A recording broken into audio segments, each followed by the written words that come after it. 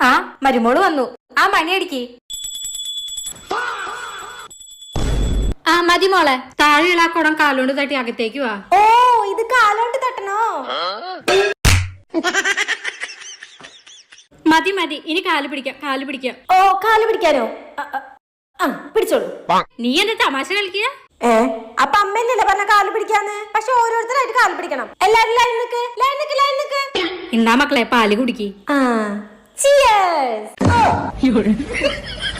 എന്റെ മോളെ വലിയ യൂട്യൂബറാ. മോളെ എല്ലാവർക്കും കാണാൻ പറ്റിയ ഒരു ഡാൻസ് കളിച്ചേ. ഡാൻസോ?